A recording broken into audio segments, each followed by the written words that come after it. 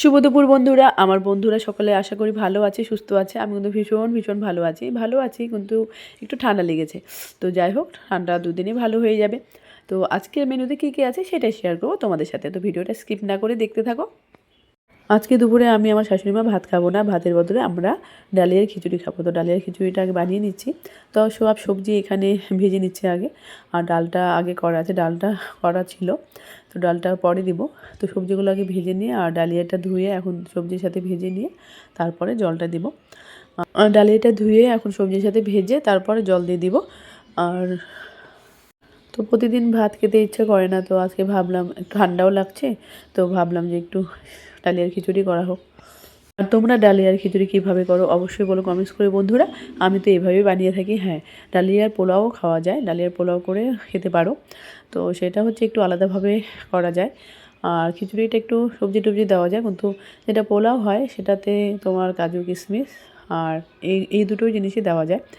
আর সবজির সাথে আমি ডালিয়াটাও ভেজে নিলাম সুন্দর করে। এখন আমি জল দিয়ে দেবো।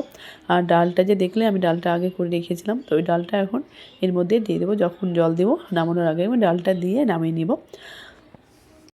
আজকে একটা কথা তোমাদের সাথে শেয়ার করবো, সেটা হলো ছায়া আর দর্পণ। তো অনেকে তো জানো দর্পণ মানে আয়না। তো আয়না হচ্ছে আমাদের সবসময় সত্যিটা দেখায়, আমরা যেটা সেটাই দেখায়। আর ছায়া হলো আমাদের সাথে সাথে থাকে, আমার পাশে থাকে, আমাদের সবসময় পাশে থাকে। তো ছায়া দর্পণের মতো যদি বন্ধু এরকম মিলে যায় জীবনে, তো ওই বন্ধুর পাশে থেকেও সবসময়, তো ওই বন্ধুকে হারাবে না কোনো সময়। যে বন্ধু তোমাকে তোমার সত্যিটা দেখিয়ে দিবে। তোমার যদি কোনো কিছু খারাপ কিছু লাগে, যে তুমি কোনো কিছু খারাপ কাজ করছো, সেটা তোমাকে বলে দিচ্ছে যে এটা করিস না, এটা ভালো না, তো তুমি তখন বুঝবে যে না, ও আমার ভালোই চায়। আর ছায়ার মতো পাশে পাশে থাকবে সেই বন্ধু, কোনো বিপদ আপদে একদম চেপে পড়বে। এটাই হলো ছায়া আর দর্পণের গল্প। মানে এক কথা, যে বন্ধু আমার ভালো লাগাটাকেও সেটা বলবে, যেটা আমার খারাপ সেটাও বলবে, তো মুখের উপর বলবে, বলে দিবে। আর আমার পাশে, আমার কোনো বিপদ আপদে আমার পাশে সবসময় থাকবে। সেরকম বন্ধু যদি মেলে, তো সবসময় বন্ধুর পাশে থেকো। তো আর আমার কিন্তু ডালিয়া কমপ্লিট হয়ে গেল। এদিকে আমি ধনেপাতা দিয়ে দিলাম আর ডালটাও দিয়ে দিলাম। তো আমার খিচুড়ি, ডালিয়ার খিচুড়ি কমপ্লিট। এখন আমি রান্না করব, যেটা তোমার দাদাভাই নিয়ে এসেছে আজকে পাবদা মাছ। তো পাবদা মাছ আজকে করবো পোস্ত বাটা দিয়ে। তো সেটাও শেয়ার করতে চলেছি তোমাদের সাথে। আর পাবদা মাছ রান্না করতে যা যা উপকরণ লাগে সব আমি নিয়েছি রেডি করে। তো এখানে দেখছো আদা আছে, লঙ্কা আছে, আর কাজু বাদাম, কাঠবাদাম আর পোস্ত। তো এইসব আমি বেটে নেব। আর আজকে মিক্সারে মশলাটা করব না, আজকে পাটায় বেটে মশলাটা করব। আর এদিকে মাছটা আমি ধুয়ে নিলাম সুন্দর করে। তো আজকে রান্নাটা একটু অন্যরকমভাবেই করব। তো চলো, তো মাছটা ধোয়া হয়ে গেল, এখন মাছটা আমি সুন্দর করে ভেজে নেব।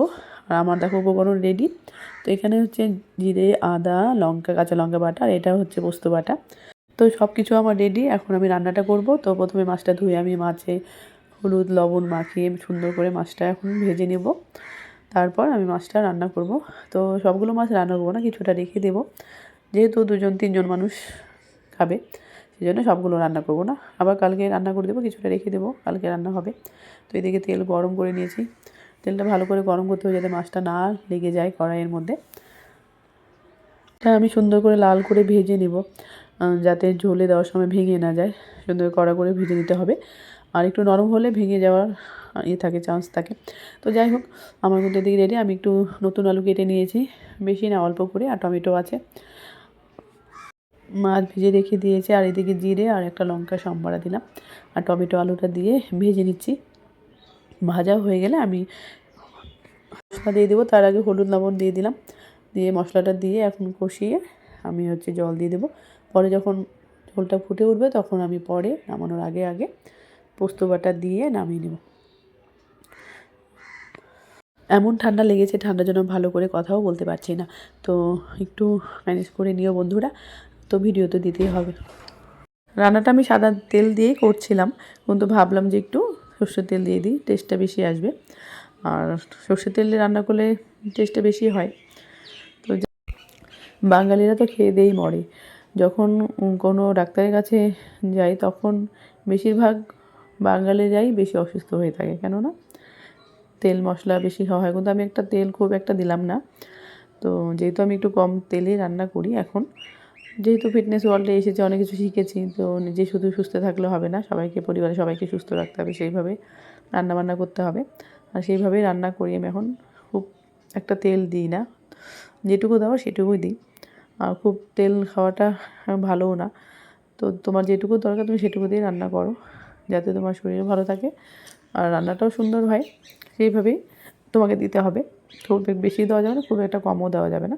এটা নামানোর আগে আমি পোস্ত বাটাটা দিয়ে দিলাম। তো পোস্ত বাটা ঝোলে নামানোর আগেই দিতে হয়, তো বেশিক্ষণ দিয়ে ফুটাবো না।